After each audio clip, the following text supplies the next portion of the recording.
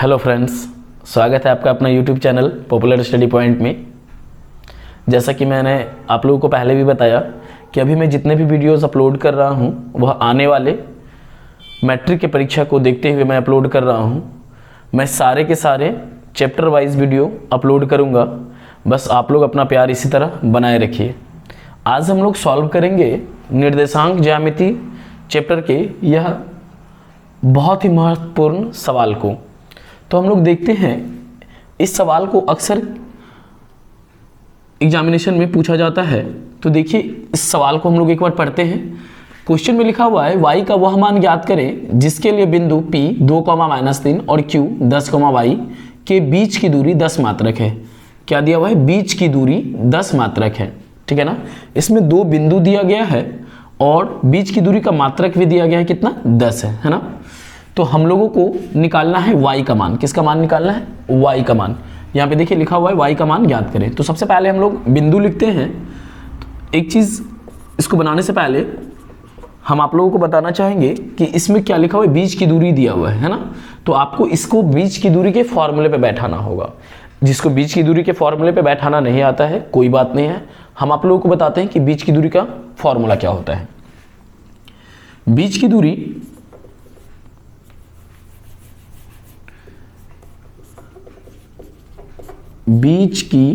दूरी बराबर होता है √x2 - x1 का whole square plus y2 - y1 का होल स्क्वायर, ठीक है ना।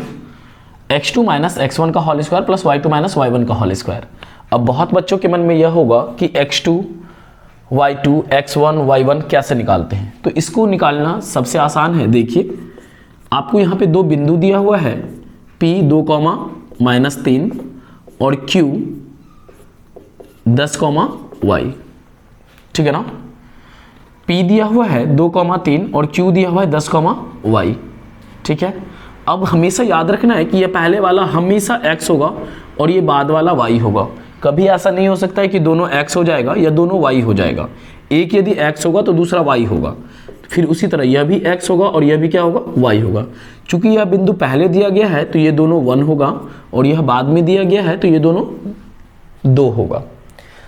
उम्मीद करते हैं कि यहाँ तक में आप लोगों को कोई परेशानी नहीं होगी, ठीक है ना। मैं इसे इसके नीचे लिख देता हूँ ताकि इस सवाल को हम लोग आसानी से बना सकेंगे, ठीक है ना। चलिए ठीक है, देखते हैं। Q बराबर था 10, y, है ना। इसका वैल्यू मतलब ये हो गया x2 और ये हो गया y2, ठीक है।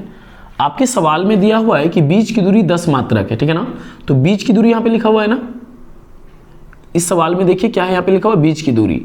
बीच की दूरी कितना दिया हुआ है? 10 दिया हुआ है। तो आप बीच की दूरी की जगह क्या लिखेंगे? 10 लिखेंगे। बराबर है, अब बराबर दीजिए। एकदम बारीकी से इसे समझिए, इसमें कोई कैलकुलेशन करने की कोई आवश्यकता नहीं होगी। रूट है, आप रूट दे दीजिए। ब्रैकेट है, ब्रैकेट दीजिए। यहाँ पे क्या दिख रहा है?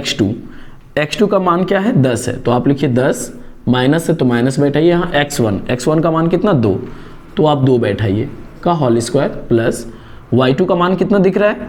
तो y दिख रहा है, तो कोई परेशानी नहीं। y2 की जगह क्या बैठाएंगे? y, माइनस से माइनस देंगे।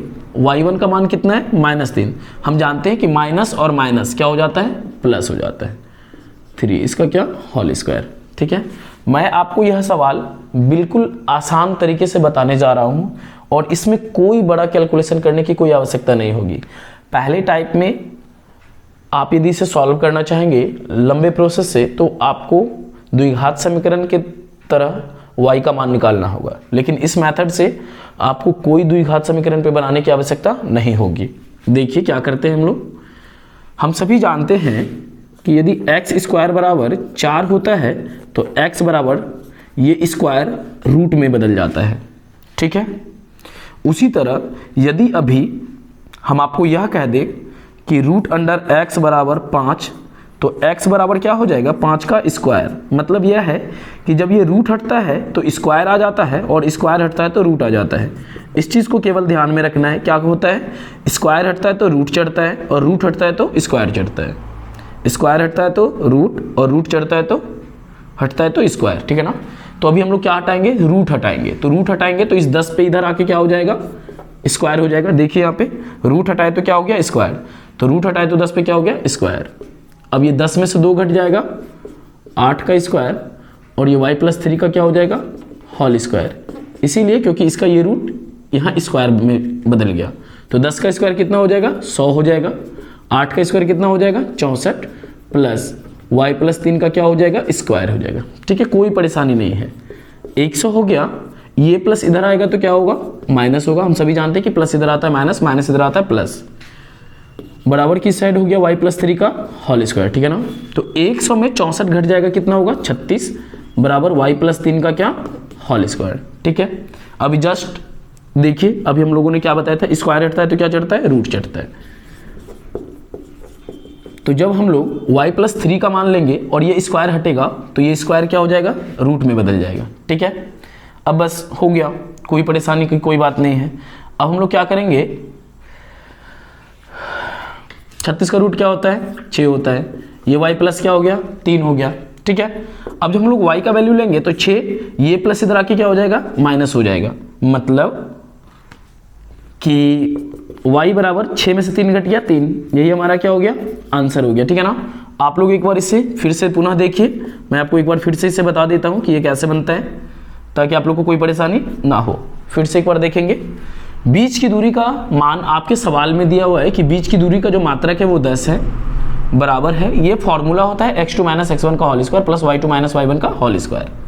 तो x2 का मान कैसे x1 x2 खोजते हैं, तो पहला जो बिंदु होता है उसमें दोनों x1 और y1 होता है और जो बाद वाला बिंदु होता है वो x2 और y2 होता है। ठीक है, तो सवाल पे बैठाते हैं, x2 का मान क्या है दिया हुआ, तो x2 का मान कितना है 10 है, तो x2 का वैल्यू क्या दे दिया 10, माइनस था माइनस, x1 का वैल्यू क्या है 2, तो 2 का होल स्क्वायर प्लस y2 का वैल्यू क्या है तो y है, माइनस है, और y1 का वैल्यू क्या है माइनस 3 है, तो माइनस माइनस प्लस 3 का होल स्क्वायर। ये रूट हटेगा तो क्या होगा स्क्वायर होगा, मतलब 10 का स्क्वायर 100, 10 में से 2 घटेगा 8 का स्क्वायर प्लस y प्लस 3 का होल स्क्वायर, तो 8 का स्क्वायर कितना हो गया 64 प्लस y प्लस 3 का होल स्क्वायर। ये प्लस इधर आके क्या होता है माइनस होता है, 100 में 64 घटेगा तो कितना होगा 36, ये अब स्क्वायर हट जाएगा तो ये स्क्वायर हटेगा तो फिर से क्या चढ़ेगा रूट। देखिए स्क्वायर हटता है तो क्या चढ़ता है रूट, तो 36 का रूट क्या हो गया 6 हो गया। अब ये प्लस 3 इधर आएगा तो माइनस, 6 में से 3 घट गया 3, इस तरह y का मान कितना आ गया 3। इस तरह से आप इस सवाल को एक बार अवश्य फिर से घर पे खुद से कॉपी पेन लेकर रिवीजन करें ताकि परीक्षा में ये सवाल ना छूटे। यदि आपको यह वीडियो पसंद आया हो तो हर बार की तरह लाइक अवश्य करें ताकि मैं इसी तरह के वीडियो लगातार बनाता रहूं। धन्यवाद।